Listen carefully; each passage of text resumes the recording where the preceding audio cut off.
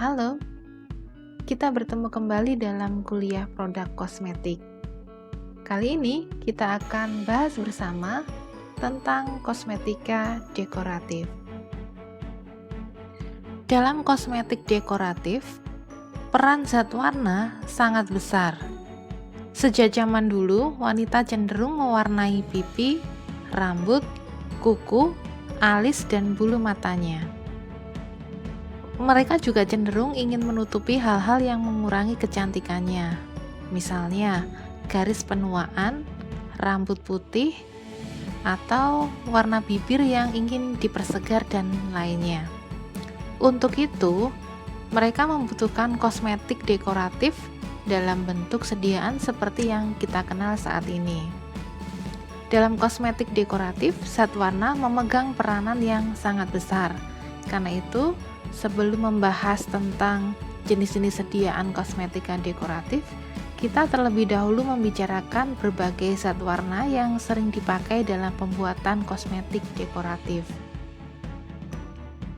Zat warna bisa dibedakan menjadi beberapa kelompok. Yang pertama adalah zat warna yang larut. Zat warna ini sekarang sudah jarang dipakai dalam kosmetik.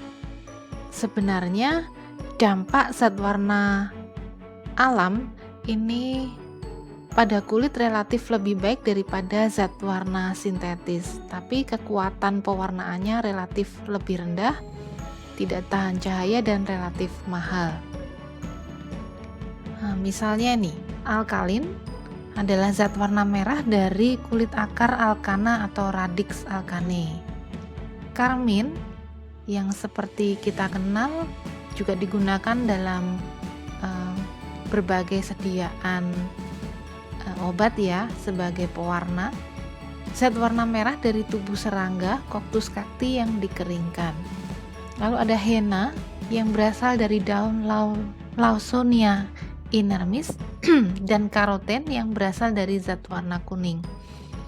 Nah, zat warna alam ini memang sebenarnya baik untuk kesehatan, tidak menimbulkan dampak terhadap kulit atau daerah yang diwarnai.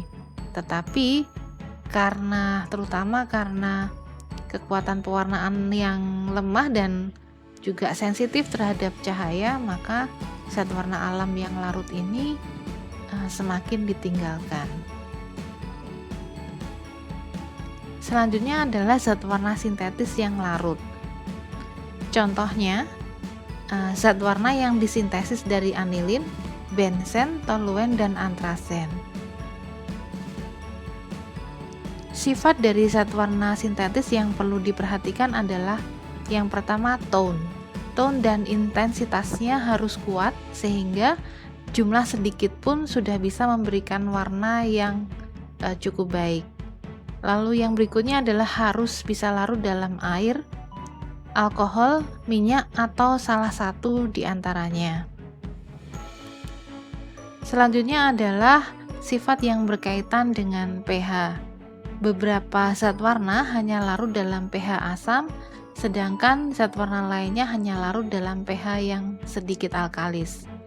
Beberapa jenis hanya memberikan warna yang diinginkan dalam range pH tertentu atau tidak stabil pada pH tertentu. Lalu berikutnya yang harus diperhatikan adalah kelekatan pada kulit atau rambut. Daya lekat berbagai zat warna pada kulit dan rambut itu berbeda.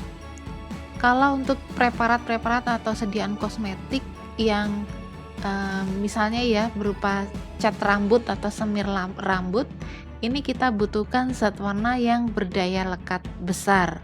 Tetapi jika sediaan kosmetiknya misalnya berupa sabun, ini kita gunakan zat warna yang daya lekatnya sekecil mungkin.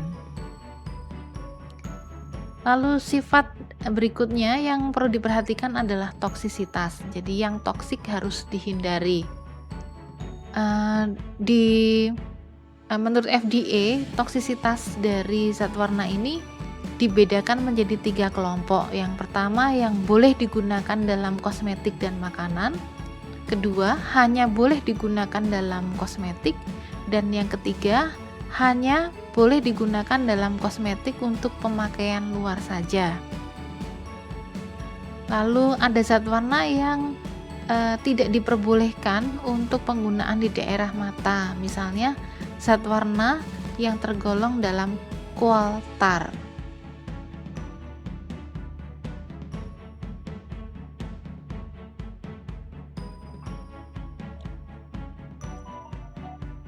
Yang berikutnya adalah pigmen-pigmen alam. Pigmen alam adalah pigmen warna pada tanah, misalnya aluminium silikat, yang warnanya tergantung pada kandungan besi oksida atau mangan oksida di dalamnya.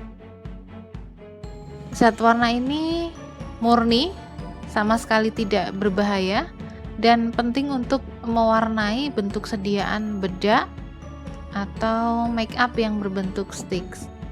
Warnanya juga tidak seragam, tergantung pada daerah asal diambilnya zat warna itu. Lalu kelompok pewarna berikutnya adalah pigmen sintesis. Pigmen sintetis yang berwarna putih, misalnya zinc oxide, titanium dioksida, lalu bismut karbonat. Sedangkan pigmen yang berwarna mutiara misalnya adalah bismut oksiklorid. Kelompok pewarna berikutnya adalah lakes.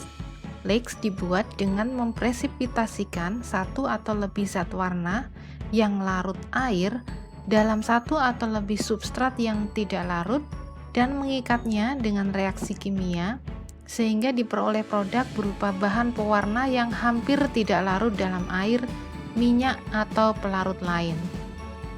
Substrat yang paling umum adalah zinc oxide, aluminium hidroksida, aluminium fosfat, barium fosfat, barium sulfat, magnesium karbonat, alumina hidrat, dan kaolin.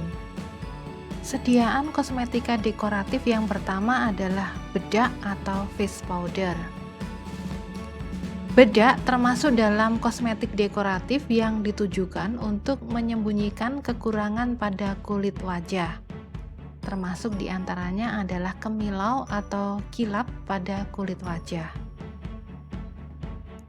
Ada dua bentuk sediaan face powder. Yang pertama adalah loose powder dan yang kedua adalah compact powder. Fungsi utama dari face powder adalah untuk menutup kulit wajah secara visual. Untuk maksud tersebut, face powder hampir selalu berisi bahan-bahan dasar dengan sifat penutup yang efektif. Misalnya zinc oxide dan titanium dioksida yang daya menutupnya tidak akan menurun jika terkena air atau petrolatum sebagaimana bahan dasar penutup lainnya. Karena zinc oxide dan titanium dioksida berwarna putih, maka agar cocok dengan warna kulit perlu diberi zat pewarna. Umumnya adalah iron oxide dengan warna kuning, merah atau coklat, dan juga lakes dari berbagai warna yang diinginkan. Daya kerja bahan bedak dalam menutupi kemilau kulit diperbaiki dengan penambahan bahan seperti kaolin, kapoksil, kalsium karbonat, dan magnesium karbonat. Lalu untuk memperbaiki daya lekat bedak ke kulit dan juga daya lekat bedak ke puff bedak yang digunakan untuk meratakan, maka ditambahkan zinc stearat dan magnesium stearat. Karena sejumlah bahan bedak, misalnya kalsium karbonat, kaolin, dan kapoksil itu terasa kering pada saat pemakaian dan menimbulkan friksi jika digosok di permukaan kulit, maka untuk menimbulkan rasa halus ditambahkan bahan-bahan seperti talkum dan zinc stearat.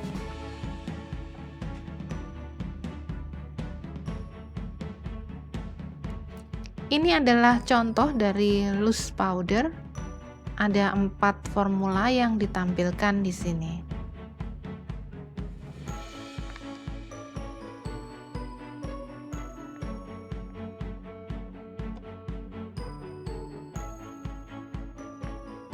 Compact powder adalah loose powder yang dipres menjadi bentuk cake. Jadi komposisinya mirip dengan loose powder, tapi ditambah dengan binder untuk memperbesar adhesi pada kulit.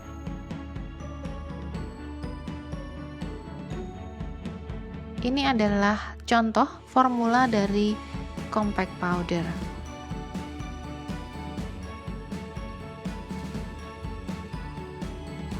Sediaan kosmetika dekoratif yang kedua adalah eyeshadow. Tujuan pemakaian dari eyeshadow adalah untuk memberi aksen pada mata dan memberi kesan mata yang cemerlang, karena menonjolkan warna putih mata menjadi terlihat lebih putih. Karena penggunaan eyeshadow ini di bagian kulit yang sangat dekat dengan mata, maka diperlukan bahan yang sifatnya sangat aman untuk memberikan warna yang berkesan keperakan atau seperti metalik. Maka serbuk logam ditambahkan dalam sediaan eyeshadow ini. Misalnya adalah bronze, emas, dan aluminium. Berikut ini adalah contoh 3 formula eyeshadow yang pernah diformulasikan oleh pakar.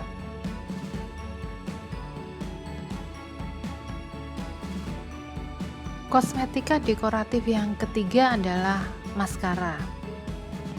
Sebenarnya pemakaian maskara ini lebih kurang kentara atau kurang terlihat kalau dibandingkan dengan eyeshadow. Tapi di Eropa ternyata penggunaannya lebih luas daripada eyeshadow.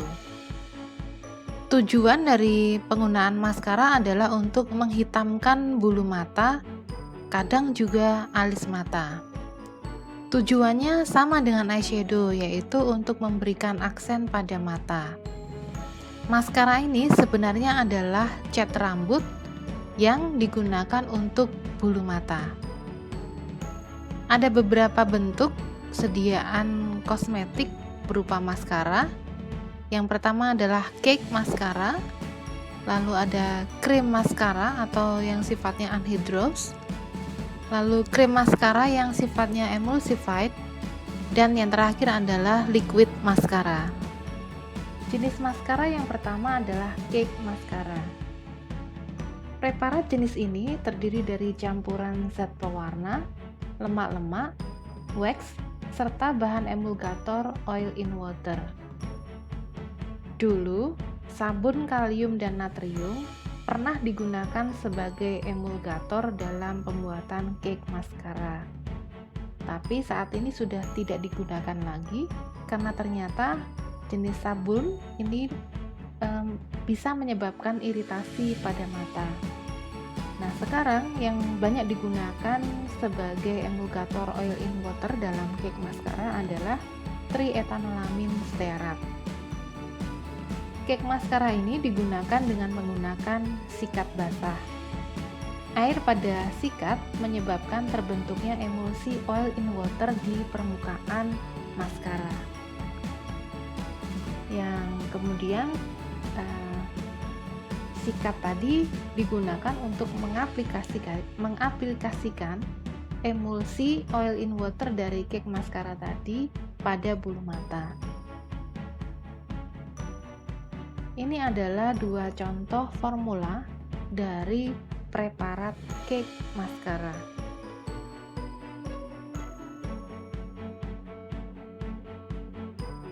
Berikutnya adalah krim maskara yang anhydrous. Preparat ini dibuat dengan melarutkan zat pewarna berupa pigmen atau latex dalam basis fat oil wax.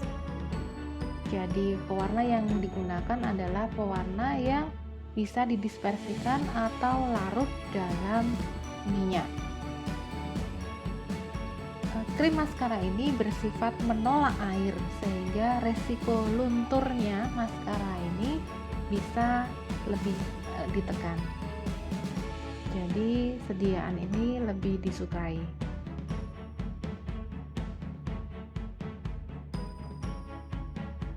Berikutnya adalah krim maskara yang emulsified. Basisnya adalah cream oil in water dari stearat atau gliseril monostearat. Berikut adalah formulanya.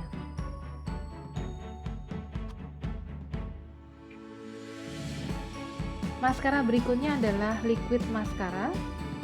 Formulasinya didasarkan dari Aqueous Mucilago dari gum tragakan, quinseed, dan lain-lain.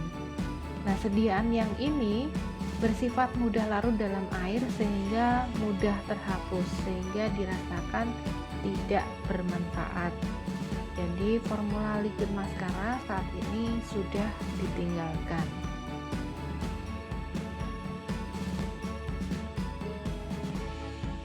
Sediaan kosmetika dekoratif yang keempat adalah lipstick.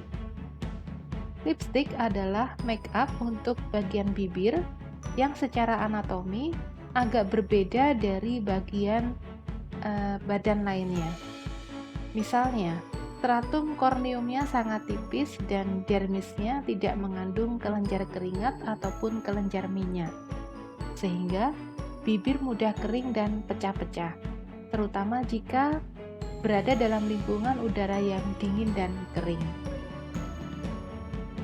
Persyaratan yang dianggap penting untuk lipstick antara lain adalah dapat melapisi bibir secara mencukupi, bertahan di bibir selama mungkin, cukup melekat pada bibir tetapi tidak menimbulkan rasa lengket, tidak mengiritasi atau menimbulkan alergi pada bibir, melembabkan bibir dan tidak membuat bibir menjadi kering, memberikan warna yang merata pada bibir, penampilannya harus menarik baik dari segi warna ataupun bentuk sediaannya, lalu tidak meneteskan minyak, permukaannya halus, tidak menimbulkan bopeng atau berbintik-bintik saat diaplikasikan pada permukaan bibir, dan tidak boleh memperlihatkan hal-hal lain yang terlihat tidak menarik. Komposisi dari lipstick yang pertama adalah lilin. Misalnya adalah carnauba wax, paraffin wax, osokerit, dan beeswax.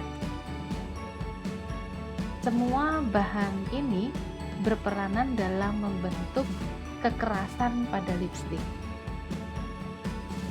Bahan lipstick yang kedua adalah minyak, yaitu castor oil, tetrahydrofurfuri alkohol, fatty acid alkylamid, isopropyl myristat, dan lain-lain. Fase minyak dalam lipstick terutama dipilih berdasar kemampuannya dalam melarutkan zat warna. Yang ketiga adalah lemak yang meliputi krim kakao, hydrogenated castor oil, cetil alkohol, lanolin, dan lainnya. Lalu berikutnya adalah asetoglycerid. Ini berfungsi untuk memperbaiki sifat tiksotropik, sehingga bentuk sediaan lipstick ini tetap bisa mempertahankan bentuknya yang padat walaupun telah diaplikasikan atau terkena tekanan geseran berulang kali, tetapi ketika disimpan akan tetap kembali dalam kondisi padat, dan kepadatannya ini tidak akan terpengaruh oleh adanya perubahan temperatur. Lalu zat pewarna atau coloring agent. Zat warna yang dipilih adalah yang punya karakteristik dapat melekat pada kulit dan larut dalam minyak. Selanjutnya adalah surfaktan. Surfaktan ini digunakan untuk memudahkan pembasahan dan dispersi pigmen warna dalam sediaan. Selanjutnya adalah antioksidan, bahan pengawet, dan bahan pewangi atau pemberi aroma atau fragrance. Pewangi ini penting karena harus bisa menutup bau dan rasa kurang sedap dari lemak-lemak dalam lipstick dan menggantinya dengan aroma yang lebih menyenangkan.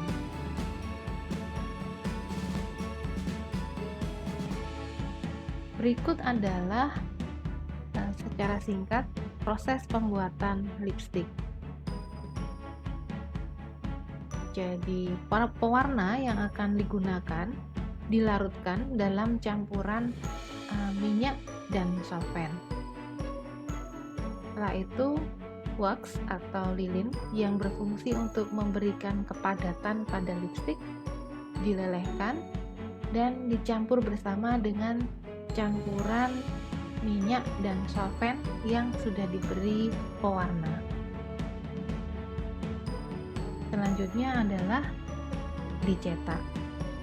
Namun sebelumnya, pewarna karena yang digunakan adalah pewarna yang sifatnya tidak larut, yaitu berupa pigmen atau lake, maka pewarna ini sebelumnya telah di-grinding atau dihaluskan terlebih dahulu.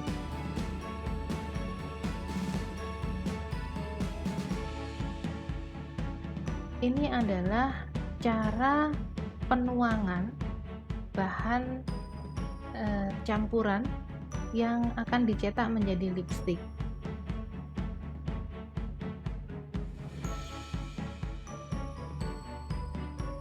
Sampai di sini materi kita tentang kosmetika dekoratif. Terima kasih atas perhatiannya dan sampai jumpa di lain kesempatan.